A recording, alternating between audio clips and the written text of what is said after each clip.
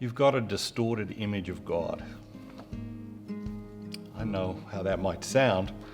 How do I know that? I mean, I don't know you. I know that because we all do. We all have distorted images of God.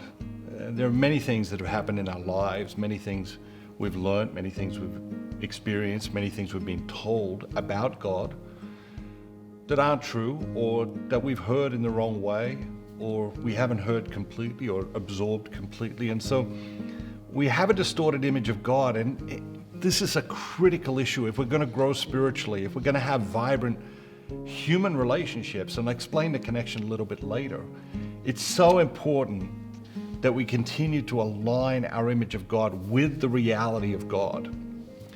How do you see God? What's your image of God?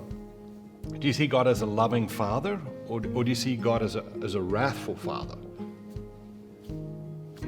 Depending on what your own experience of a worldly father was, it could have a massive impact on your image of God as father. Do you see God as close and personal, or do you see God as distant and impersonal? These are just two ways to explore the image of God. And of course, there are hundreds of ways to explore the image of God. And the way we see God affects the way we see ourselves and the way we see others. That's why the image of God is so critically important. What is your image of God? When was the last time you thought about it? Most of us are collecting little pieces of our image of God, and we put it together in our hearts and our souls, but we don't necessarily ever sit back and say, okay, what is my image of God? Is my image of God, does it align with reality, the reality of who God is? And of course, very often it doesn't. There are things about our image of God that are projections of ourselves, projections of bad experiences or good experiences from the past that don't necessarily align with the characteristics of God.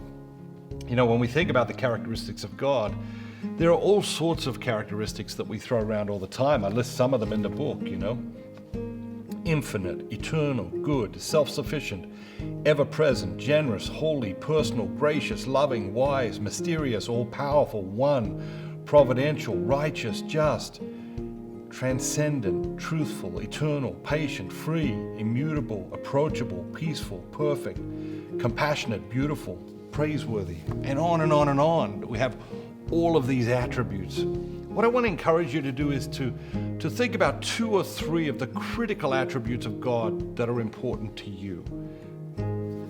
What makes them important? Whatever helps you to connect with God. Whatever helps you to connect with God is an important attribute of God at this moment in your life. Now, we could do the exercise again in 3 months or 3 years, and very different attributes might be the attributes that help you to connect with God. The beautiful thing about the exercise is that we assume we know God. And what we want to do is we want to set that assumption aside. Because the truth is, whatever it is we know about God, however much we've studied God and His scriptures, however much we've studied theology and religion and spirituality, what we know about God is still just a speck of sand on the beach compared to what we don't know about God. And it's what we don't know about God that we want to explore. It's what we don't know about God that will capture our imagination, fascinate our hearts and minds, and lead us to a new vibrancy in our prayer life, in our spirituality. We're trying to work out, what is God really like? What is God really like? Not, what did my dad say about God, or what did my grandma say about God? What is God really like is what we're trying to discover, to have an experience of the living God. Why does it matter? The idea of the image of God, or our image of God, your image of God. It may seem irrelevant. It may seem peripheral, but it isn't. It does really matter. Why does it really matter? Well, for one, the scriptures tell us you are made in the image of God. You're made in the image of God. And so if we're going to have a healthy image of ourselves, and let's face it, most of us don't. Most of us have distorted images of ourselves. And the reason is because God wants to help us have a healthy, full, wholesome image of ourselves.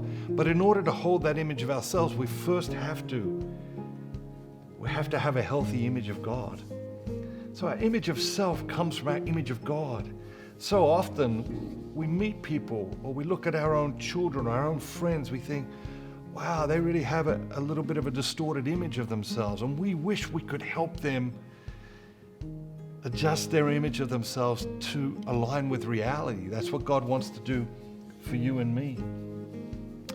So the image of God matters because it impacts the image you hold of yourself, which has an enormous influence over all of your life.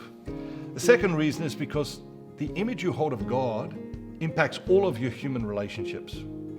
Every single human relationship is impacted by the image you hold of God because it affects the image you have of yourself and in turn affects the image you hold of other people. We'll never have better human relationships than our relationship with God. You know, if our relationship with God is here, we can't expect our relationship with other people to be up here. We never have better human relationships than our relationship with God.